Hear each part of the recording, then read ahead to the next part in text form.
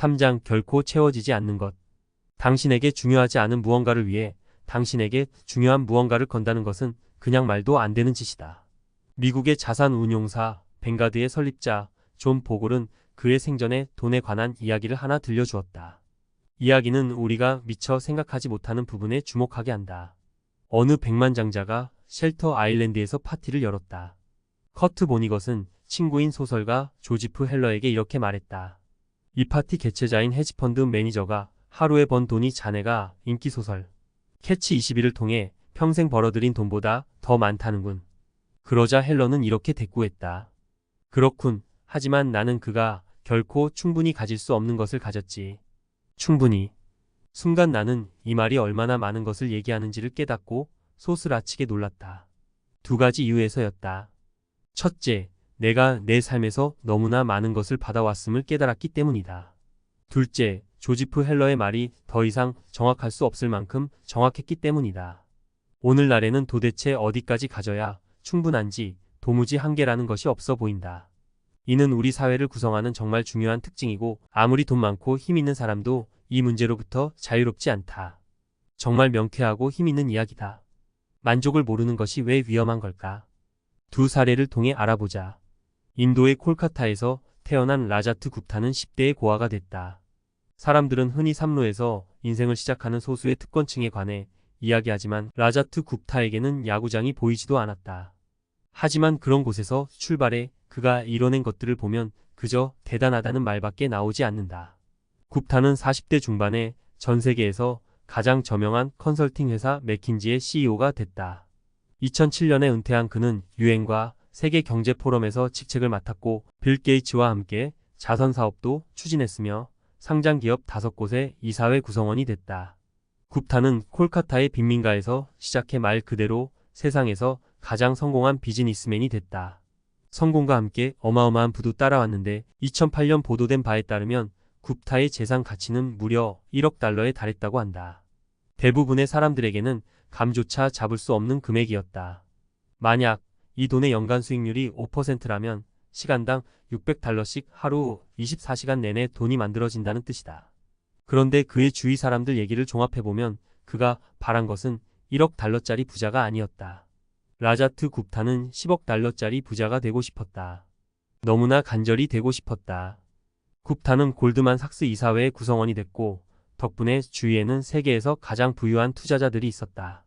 투자자 중 한 명은 사모펀드계 거물들이 버는 돈을 언급하며 굽타에 대해 이렇게 설명했다. 제 생각에는 아마 그 집단에 들어가고 싶어한 것 같아요. 10억 달러 이상 가진 사람들만 있는 집단이잖아요. 그에 비하면 골드만삭스는 수억 달러면 되는 곳이고요. 그렇다. 그래서 굽타는 돈이 되는 부업을 찾아냈다. 2008년 골드만삭스가 금융위기의 위기에 직면했을 때 워런 버핏은 골드만삭스를 구조하는데 50억 달러를 투자할 계획을 세웠다. 골드만삭스의 이사회 구성원이던 굽타는 내용이 공개되기 전에 이 사실을 알 수 있었다. 가치가 큰 정보였다. 당시에는 골드만삭스가 살아남을 수 있을지 의심스러운 상황이었고 버핏이 지원에 나선다고 하면 주가는 폭등할 것이 분명했다. 거래가 곧 체결된다는 소식을 접하고 16초 뒤 골드만삭스 이사회에 전화를 한 굽타는 전화를 끊은 뒤 라자 라트남이라는 헤지펀드 매니저에게 연락을 취했다. 통화 내용은 녹음되지 않았다. 그러나 라자 라트남이 즉시 골드만삭스 주식 17만 5천 주를 샀으니 두 사람 사이에 무슨 이야기가 오갔을지는 충분히 짐작할 수 있다. 몇 시간 후 워런 버핏과 골드만삭스 사이의 거래가 발표됐고 골드만삭스의 주식은 급등했다. 라자 라트남은 금세 100만 달러를 벌었다. 이는 한 사례에 불과하다. 이와 유사한 일이 더 있었다는 주장도 있다. 미국 증권거래위원회 SEC는 굽타의 내부 정보로 인해 1700만 달러의 불법 이득이 발생했다고 주장한다. 쉽게 번 돈이었다.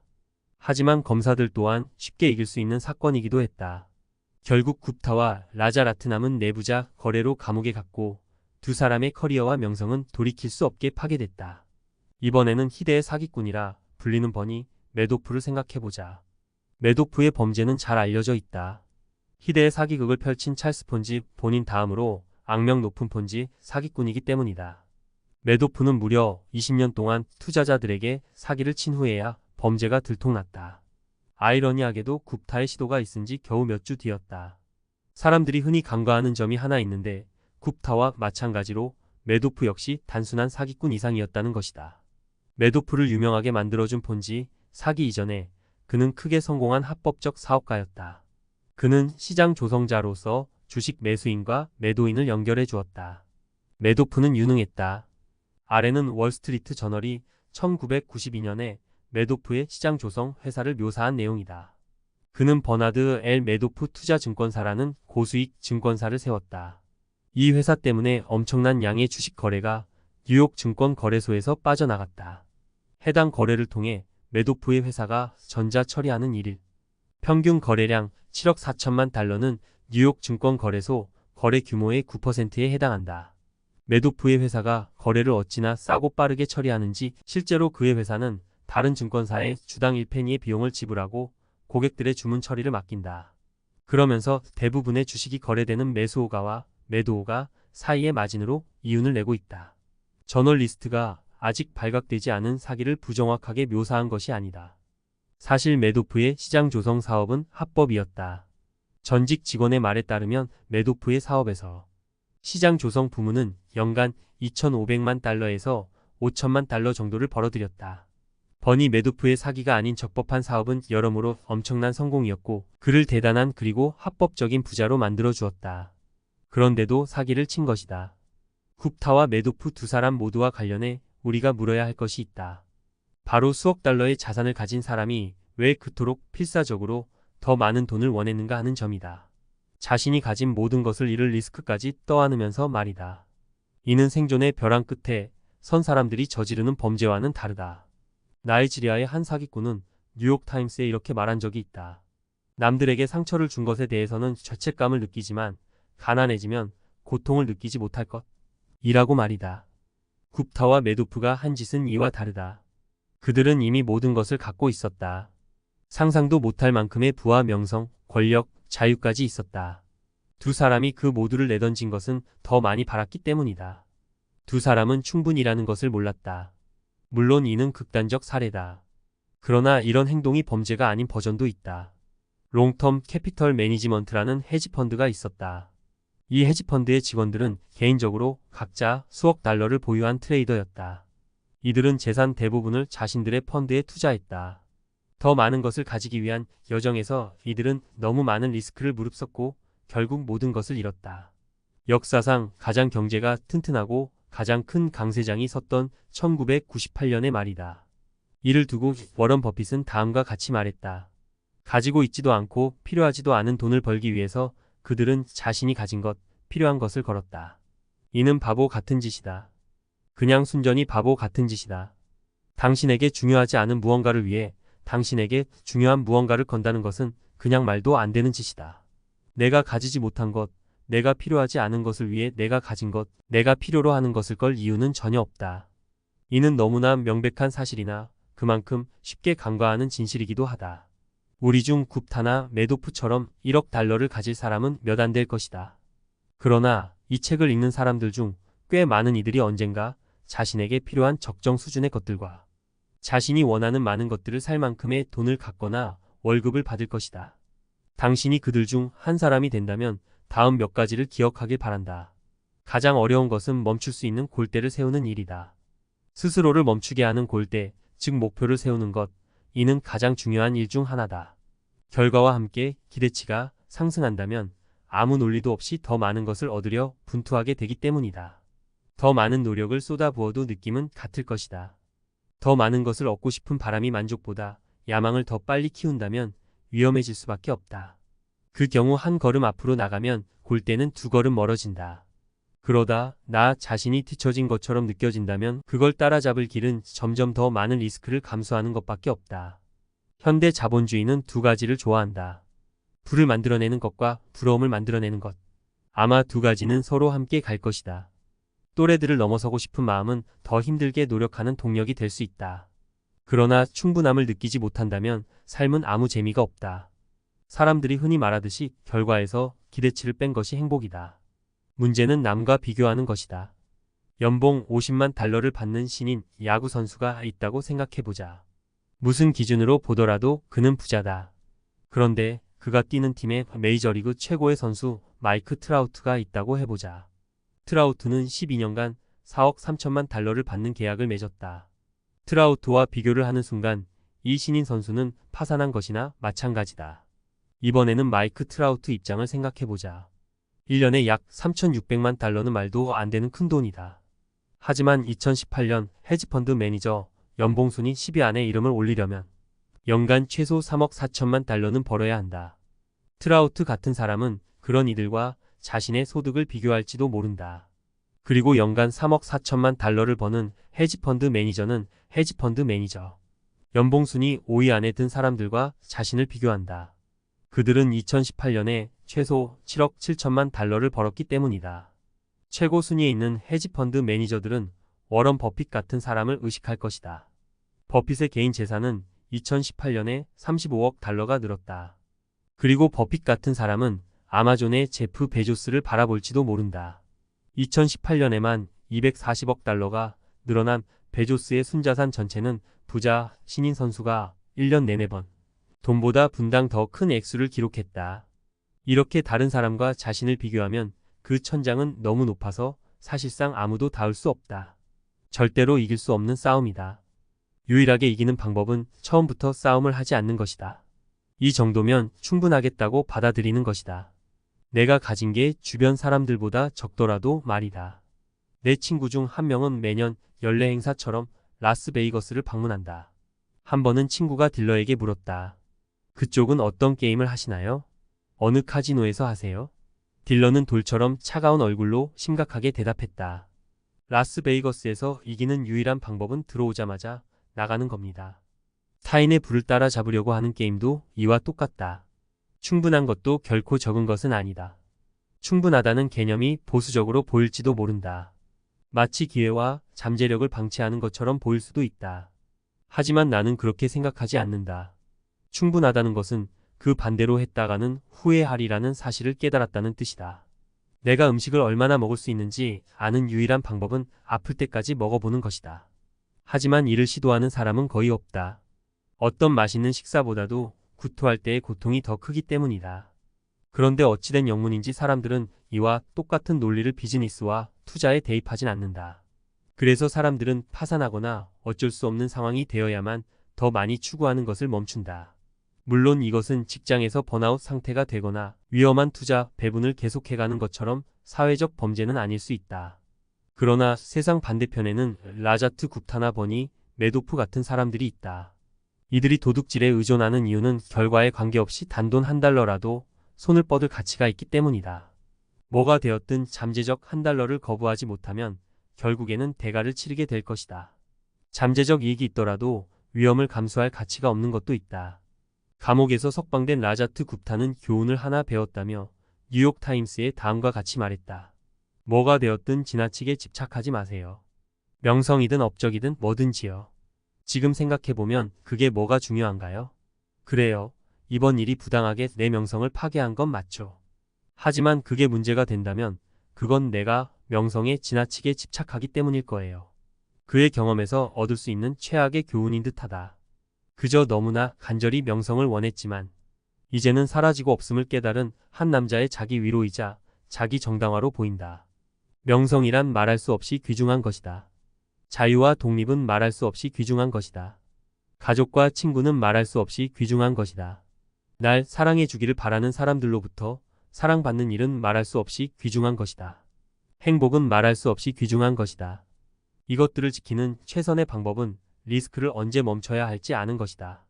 내가 충분히 가졌다는 사실을 아는 것이다. 좋은 소식이 하나 있다면 충분함을 만드는 가장 강력한 툴이 놀랄 만큼 간단하다는 사실이다. 그리고 어떤 리스크도 감수할 필요가 없다. 다음 장에서 여기에 대해 자세히 알아보자.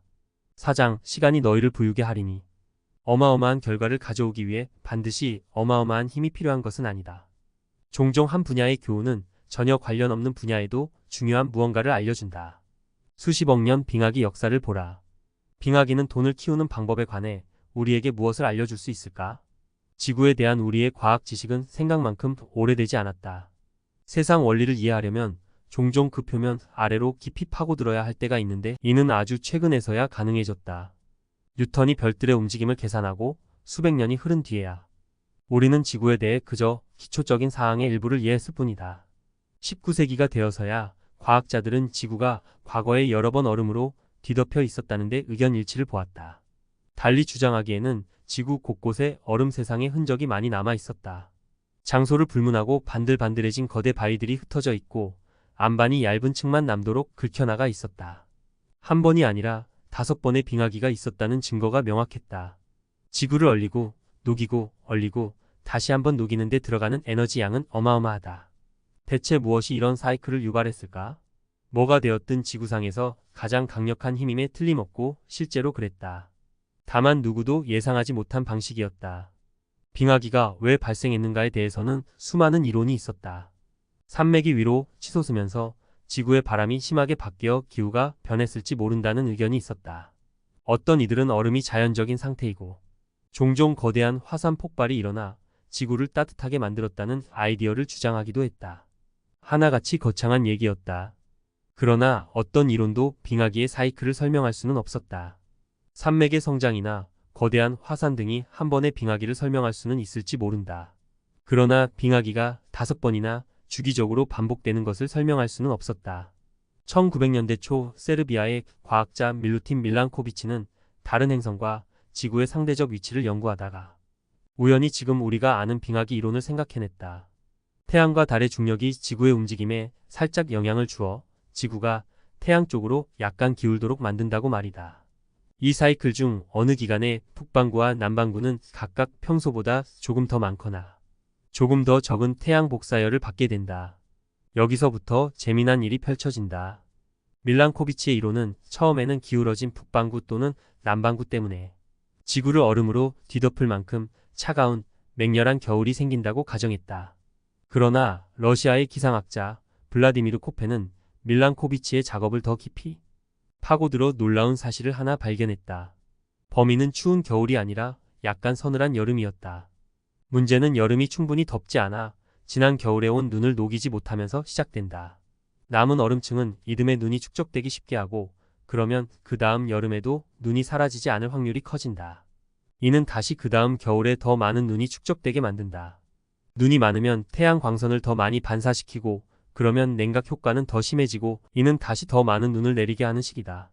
수백 년이 지나면 계절마다 쌓인 눈이 대륙 빙하가 되어 흘러내리기 시작한다. 똑같은 일이 반대 방향으로도 일어난다. 궤도가 기울어지면 더 많은 햇빛을 받아들여 겨울에 쌓인 눈을 더 많이 녹이고 그러면 그 다음에 반사시키는 빛의 양이 줄어들고 이는 기온을 높이고 이듬해 더 많은 눈이 오지 못하게 막는 식이다. 이것이 바로 주기가 된다. 여기서 놀라운 것은 비교적 작은 조건의 변화로 얼마나 큰 일이 벌어질 수 있는가 하는 점이다.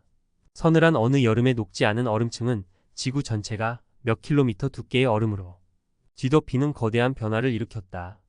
빙하학자 그웬 슐츠는 이렇게 말했다. 얼음층을 유발하는 것은 눈의 양이 많아서가 아니다. 아무리 적더라도 그 눈이 남아있기 때문이다. 우리가 빙하기에서 얻을 수 있는 교훈은 이렇다. 어마어마한 결과를 가져오기 위해 반드시 어마어마한 힘이 필요한 것은 아니라는 사실이다. 작은 것이 불어나면, 그러니까 작은 성장이 미래 성장의 동력 같은 역할을 하게 되면 그 출발점이 거의 논리를 거부하는 것처럼 보일 정도로 비상한 결과를 낳을 수 있다. 너무나 비논리적이기 때문에 무엇이 가능하고 어디서 성장이 만들어지고 어떤 결과를 낳을 수 있는지 과소평가하게 된다. 돈도 마찬가지다. 워런 버핏이 부를 쌓은 과정을 다룬 책은 2000권이 넘는다. 그중 다수가 훌륭한 책이다. 그러나 가장 간단한 사실에 주목한 책은 거의 없다. 버핏이 그렇게 큰 재산을 모은 것은 그가 그냥 훌륭한 투자자여서가 아니라 말 그대로 어릴 때부터 훌륭한 투자자였기 때문이라는 사실 말이다. 이 책을 쓰고 있는 지금 버핏의 순자산은 845억 달러다. 그중 842억 달러는 50번째 생일 이후에 축적된 것이다. 815억 달러는 그가 사회보장연금을 받을 수 있는 요건이 충족된 60대 중반 이후에 생긴 것이다. 워런 버핏은 경이로운 투자자다. 그러나 그의 성공을 모두 투자, 감각 덕으로만 돌린다면 핵심을 놓치는 것이다. 성공의 진짜 열쇠는 그가 무려 75년 동안 경이로운 투자자였다는 점이다. 만약 그가 30대에 투자를 시작해 60대에 은퇴했다면 그의 이름을 들어본 사람이 거의 없을 것이다. 작은 사고 실험을 한번 해보자. 버핏이 진지하게 투자를 시작한 것은 10살 때였다. 30살이 됐을 때 순자산은 당시 100만 달러, 물가 상승률을 감안하면 930만 달러였다. 만약 그가 좀 더 평범한 사람이어서 세상을 탐험하고 자신의 열정을 찾는데 10대와 20대를 보냈다면 30살의 순자산이 대략 2만 5천 달러쯤이나 됐을까? 그래도 그가 계속해서 연간 22%라는 놀라운 투자 수익률을 거두었다고 치자. 그러다가 예순이 됐을 때 투자를 그만두고 은퇴해 골프나 치며 손주들과 시간을 보낸다고 해보자. 지금 그의 순자산은 대략 얼마 정도일까? 845억 달러는 아닐 것이다. 1190만 달러. 그의 실제 순자산보다 99.9%가 적은 금액이다. 사실상 워런 버핏의 경제적 성공은 모두 사춘기 시절에 쌓았던 금전적 바탕과 노년기까지 사업에서 손을 떼지 않은 덕분이다. 그의 재주는 투자였지만 그의 비밀은 시간이었다. 이것이 바로 복리의 원리다. 이를 다른 식으로 생각해보자. 버핏은 시대를 통틀어 가장 큰 돈을 가진 투자자다. 그러나 사실 버핏이 가장 위대한 투자자는 아니다. 적어도 연간 수익률 평균을 기준으로 했을 때는 그렇다. 헤지펀드 르네상스 테크놀로지의 수장 짐 사이먼스는 1988년 이후 연간 66% 수익률로 돈을 불려왔다. 누구도 근접한 적이 없는 기록이다. 방금 보았듯이 버핏의 수익률은 대략 연간 22% 정도였으니 사이먼스의 3분의 1 수준이다. 사이먼스의 순자산은 이 글을 쓰는 현재 210억 달러다. 우리가 다루는 숫자의 크기를 감안하면 이렇게 말하는 게 얼마나 웃긴 일인지 알지만 사이먼스는 버핏보다 75%나 덜 부자다. 만약 사이먼스가 앞에서 본 것처럼 더 훌륭한 투자자라면 이런 차이는 왜 생길까? 사이먼스는 50살이 되어서야 투자 성과가 눈에 띄기 시작했다. 그가 돈을 불릴 수 있었던 세월은 버핏의 절반도 되지 않았다. 만약 사이먼스가 연간 66% 수익률로 버핏처럼 70년간 부를 쌓았다면 그의 재산은 6,390경 781조 7,807억 4,816만 달러가 됐을 것이다. 말도 안 될 만큼 비현실적인 숫자다. 핵심은 작은 변화처럼 보이는 가정이 말도 안 될 만큼 비현실적인 숫자를 낳을 수 있다는 사실이다. 그래서 우리는 어떤 것이 왜 그토록 강력해졌는지, 빙하기는 왜 만들어졌는지, 워런 버핏은 왜 그렇게 부자인지 연구할 때 성공의 진짜 핵심 동력을 간과한다. 많은 사람들은 복리 이자표를 처음 보고 나서 혹은 30대가 아니라 20대에 저축을 시작했을 때 은퇴 자금이 얼마나 더 많아지는가에 대한 얘기를 듣고 나서 인생이 바뀌었다고 말한다. 하지만 아마 실제로 인생이 바뀌지는 않았을 것이다. 놀라긴 했을 것이다. 직관적으로 보면 마치 잘못된 결과처럼 보이기 때문이다. 기하급수적 사고보다는 1차원적 사고가 훨씬 더 직관적이다. 여러분에게 8 더하기 8 더하기 8 더하기 8 더하기 8 더하기 8 더하기 8 더하기 8 더하기 8을 머릿속으로 계산해 보라고 하면 몇 초 만에 계산할 수 있다. 70이다. 하지만 8 곱하기 8 곱하기 8 곱하기 8 곱하기 8 곱하기 8 곱하기 8 곱하기 8 곱하기 8을 계산해 보라고 하면 머리가 폭발할 것이다. 1억 3,421만 7,728이다. IBM이 3.5MB 하드 드라이브를 만든 것이 1950년대다. 1960년대까지는 모든 게 기껏해야 수십 메가바이트의 속도로 움직였다. 1970년대가 되자 IBM의 윈체스터 드라이브에는 70메가바이트가 들어갔다. 이후 드라이브의 크기는 기하급수적으로 작아지고 저장 용량은 기하급수적으로 늘어났다. 1990년대 초반 PC들은 흔히 200메가바이트에서 500메가바이트가 들어갔다. 그러다가 쾅! 모든 게 폭발했다. 1999년 애플의 아이맥에는 6GB 하드 드라이브가 들어갔다. 2003년 파워맥에는 120기가가 들어갔다. 2006년 신형 아이맥에는 250기가가 들어갔다. 2011년 최초의 4TB 하드 드라이브가 나왔다. 2017년 60TB 하드 드라이브가 나왔다. 2019년 100TB 하드 드라이브가 나왔다. 이상을 정리하면 1950년대부터 1990년대까지는 296메가바이트가 늘었다. 1990년부터 지금까지는 1억 메가바이트가 늘었다. 만약 1950년대 기술 낙관론자였다면 앞으로 저장 용량이 1000배는 더 커질 거라고 예측했을지 모른다. 좀 무리를 했다면 1만 배를 예상했을 수도 있다. 내가 죽기 전에 3천만 배가 더 커질 것이라고 말한 사람은 거의 없을 것이다. 하지만 그런 일이 일어났다. 직관적으로 잘 와닿지 않는 복리의 속성은 가장 똑똑한 사람들조차 복리의 힘을 간과하게 만든다. 2004년에 빌 게이츠는 누가 1기가씩이나 되는 저장 용량이 필요하겠냐면서 새롭게 단장한 지메일을 비난했다. 작가 스티븐 레비는 다음과 같이 썼다. 빌 게이츠는 첨단 기술에 도통한 사람이지만 그의 사고방식은 스토리지는 아껴 써야 할 상품이라는 구식 패러다임에 머물러 있었다. 모든 게 얼마나 빨리 성장할 수 있는지는 늘 사람들을 놀라게 한다. 여기서 위험한 점은 복리가 직관적으로 와닿지 않을 때 우리가 복리의 잠재력을 무시하고 다른 수단을 통해 문제를 해결하려 한다는 사실이다. 우리가 생각을 너무 많이 해서가 아니다. 잠시 멈춰 서서 복리의 잠재력에 관해 생각하는 경우가 거의 없기 때문이다. 버핏의 성공 요인을 해부한 2000권의 책 중에 이 남자는 75년간이나 꾸준히 투자를 해왔다라는 제목의 책은 없다. 그러나 우리는 그의 성공 대부분이 무엇 때문인지를 알고 있다. 다만 이런 수학적 사실이 직관적이지 않기 때문에 헤아리기가 어려울 뿐이다. 경기순환이나 주식거래 전략, 부문 투자 등에 관한 책들은 많다. 그러나 가장 강력하고 중요한 책은 닥치고 기다려라가 되어야 한다. 달랑 페이지 한 장에 장기 경제 성장 그래프가 그려져 있는 책이다. 주식 거래를 했다가 실망하고 잘못된 전략을 세우고 어쩌다가 투자했는데 성공을 거두기도 하는 이 모든 일의 주된 원인은 어쩌면 복리가 직관적으로 잘 와닿지 않기 때문일지도 모른다. 사람들이 최고의 투자 수익률을 올리려고 온갖 노력 배우고 실천하는 것을 쏟아붓는 것을 비난할 수는 없다. 직관적으로 보면 그게 부자가 되는 최선의 길처럼 보인다. 그러나 반드시 최고 수익률을 올리는 것만이 훌륭한 투자인 것은 아니다. 최고의 수익률은 일회성이어서 반복할 수 없는 경향이 있기 때문이다. 꽤 괜찮은 수익률을 계속해서 올리는 게 더 훌륭한 투자다. 최대한 오랫동안 반복적으로 할 수 있는 투자 말이다. 여기서 힘을 발휘하는 것이 복리의 원리다.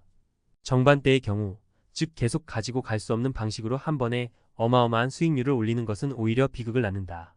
다음 장에서는 그 이야기를 해보려 한다.